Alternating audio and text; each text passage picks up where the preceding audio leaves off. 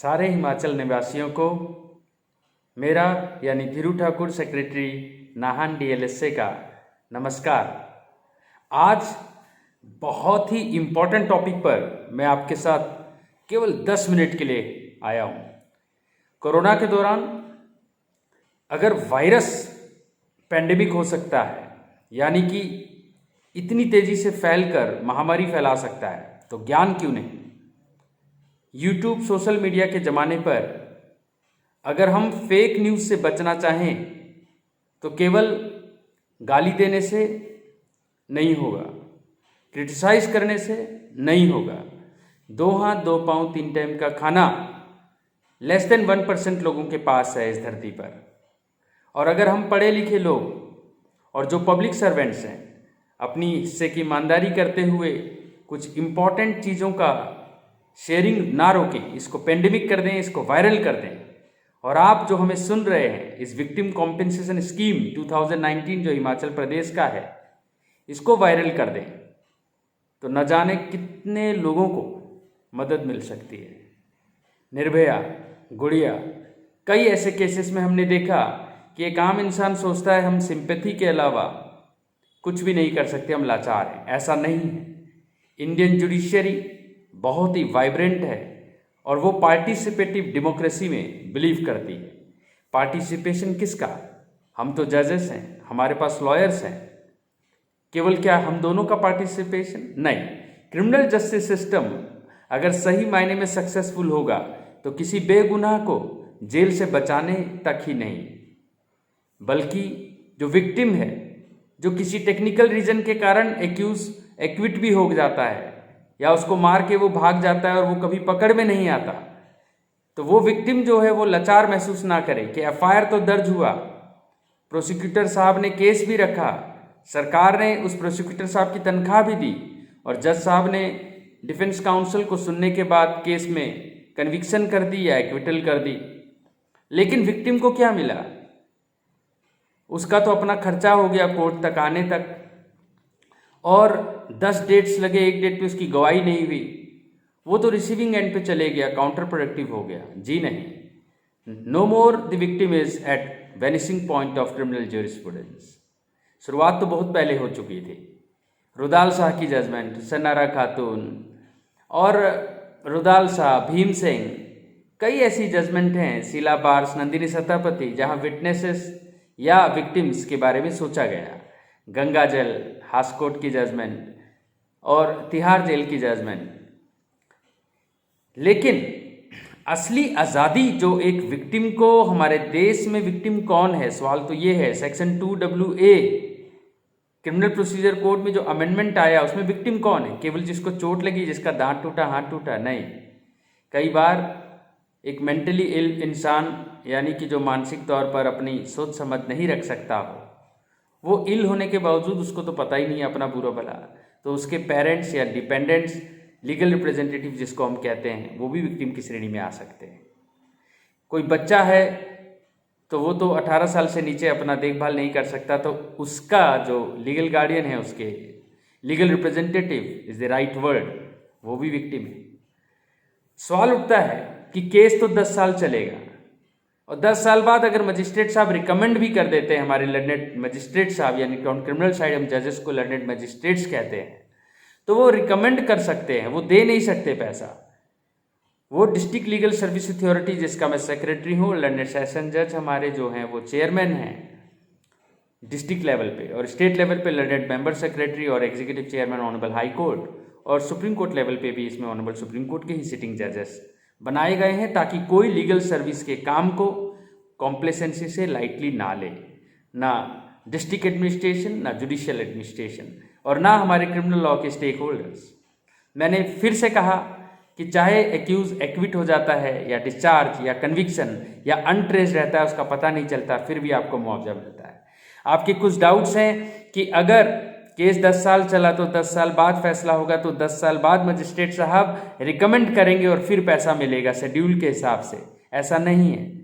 Honourable justice मनोहर की judgement और सुरेश की जजमेंट में आपके संज्ञान में लाना चाहता हूँ, जिसमें ऑनरेबल एपेक्स कोर्ट ने कहा कि कॉग्निजेंस लेते समय, जी हाँ, यानी जब फर्स्ट टाइम मजिस्ट्रेट साहब के आगे चालान रखा जाता है और वो अपना first time judicial application of mind करते हैं कि हाँ इसमें केस बनता है और मैं एक्यूज के खिलाफ प्रोसीड करूँगा, उसी समय उनको रीज़न देना पड़ता है कि वो क्यों नहीं मुआवजा दे रहे।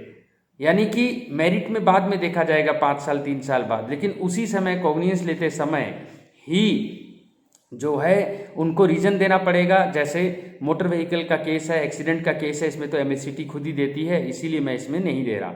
या फिर लड़की जो है वो अमीर घर से है, उसको पैसे की कोई खास ज़रूरत नहीं है, जितना चोट लगा है उससे ऐसा नहीं लगता कि लड़की जो है वो अपना खर्चा नहीं निभा सकती। इस तरह की बातें, या एक्यूज खुद ही इतने गरीब घर से है, या हालात ऐसे हैं कि ये अभी जस्टिफाइबल नहीं लग रहा, रीज़न देना पड़ेगा। नहीं तो उनको इंटरिम कॉम्पेंसेशन रिकमेंड करना पड़ेगा, जो बाद में एडजस्ट जरूर होगा फाइनल जब वो कन्विक्शन या एक्विटल करते हैं। जी हाँ, मैं वर्ड यूज़ कर रहा हूँ, इवन एक्विटल में भी आपको मिल सकता है। वो बात ज़रूर है कि हिमाचल प्रदेश की स्कीम में ये कहा गया है कि अगर जो विक्टिम है या विटनेस है, अगर वो कॉपरेट नहीं करती है पुलिस वाले को या फिर प्रोसिक्यूशन एजेंसी को, या फिर कोई फ्रॉड खेला गया है जज साहब के साथ ही यानी मजिस्ट्रेट साहब के साथ ही, तो उनके सर्टिफिकेट या कॉरेस्पॉन्डेंस पे मैं बतौर secretary under the guidance and chairmanship of learned chairman DLSA यानी district learned district and session जज उसको रिफंड भी कर सकते हैं। और अगर आप पैसा वापस नहीं करेंगे तो फिर उसको हम as a land revenue recover करवा सकते हैं डिस्ट्रिक्ट मजिस्ट्रेट की मदद से। जी हाँ, यानी कि लूप होल नहीं है, टैक्स पेयर्स का पैसा है। लेकिन ये पैसा इंसिडेंटल एक्सपेंसेस, रिहेबिलिटेशन कई बार काफ़ी नहीं होता। जिस तरह अगर हम शेड्यूल को देखें तो शेड्यूल में तो दे रखा है कि आपको इस केस में इतना मिल जाएगा, इस केस में इतना, लेकिन कई बार ऐसा लगता है कि इस 3 लाख से या 5 लाख से क्या होगा, इससे तो कोई फ़ायदा ही नहीं हो रहा। मान लो आपके साथ रेप हो गया तो उसमें 3 लाख का सेक्शन 2E और सेक्शन 6 के 6 schedule Himachal Pradesh victim of crime compensation scheme में लिख दिया गया। लेकिन ऐसा नहीं, सेक्रेटरी DLSA यानी इस अथॉरिटी को ऐसा लगता है कि ये इनसफिशिएंट है, तो स्टेट गवर्नमेंट की परमिशन से, उनकी कंसर्न से, कंसल्टेशन से मुआवजा को उस हद तक दिया जा सकता है कि ये आई वॉश ना लगे, कंप्लीट जस्टिस हो। बहुत सुंदर प्रावधान है। एसिड अटैक में 3 लाख, रेप में 3 लाख, फिजिकल एब्यूज़ में 2 लाख, ह्यूमन ट्रैफिकिंग में 2 लाख, और रेप के अलावा जितने सेक्सुअल ऑफेंसेस हैं 50,000, मरने पर 2 लाख, ग्रीवियस हर्ट में 25,000, परमानेंट डिसेबिलिटी 80% तक 2 लाख, पार्शियल डिसेबिलिटी 1 लाख, जलने पर एसिड अटैक के अलावा, क्योंकि एसिड अटैक में 3 लाख बाकी जगह 2 लाख, फीटस अगर यानी बच्चा मर जाए तो 50,000, फर्टिलिटी खत्म हो जाए तो 1.5 लाख, और women victims of cross border firing तो 2 lakh, harassment of child due to being pornographic. पर मैं यहाँ बता दूँ, यहाँ 50,000 लिखा तो है पोर्नोग्राफी में, मगर पोक्सो के नए रूल आ चुके हैं, पोक्सो के सेक्शन 33 सब सेक्शन 8 में, और पोक्सो के अपने रूल्स जो हैं 2020 के, उसमें ये साफ कर दिया गया है रूल 9 में और 33 के 8 में कि ये स्पेशल जज जी का यानी कि हमारे लर्नेड डिस्ट्रिक्ट एंड सेशन जज साहब का ही प्रोरोगेटिव होगा, इसमें सेक्रेटरी कॉम्पेंसेशन ना ही दे। मैं आपको बता दूं, ये जब कानून आया तो जो पुराने हिमाचल में ऑलरेडी कानून हुआ करते थे उनको ख़त्म करना पड़ा।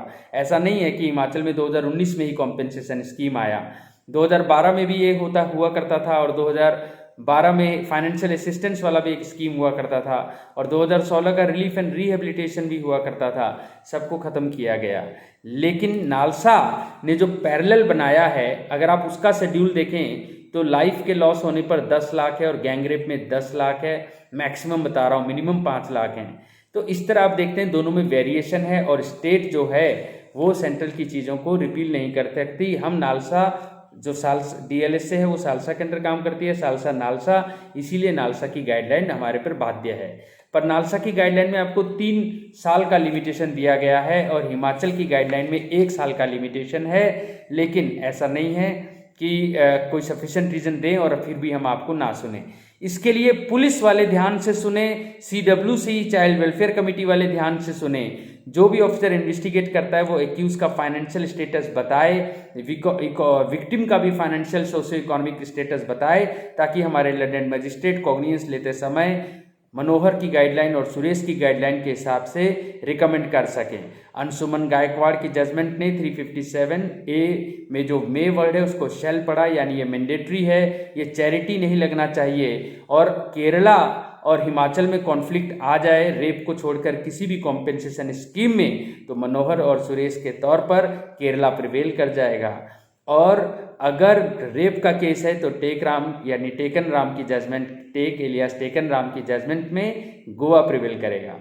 अब सुप्रीम कोर्ट की कोई भी गाइडलाइन जो होती हैं, अगर आर्टिकल 141 में दी गई हैं तो वो मैंडेटरी हैं, अगर रेशो का पार्ट नहीं है तो ओबाइटर है, मगर क्योंकि वो ऑनरेबल एपेक्स कोर्ट का है वो ऑलमोस्ट बाइंडिंग ही मानी जाती हैं।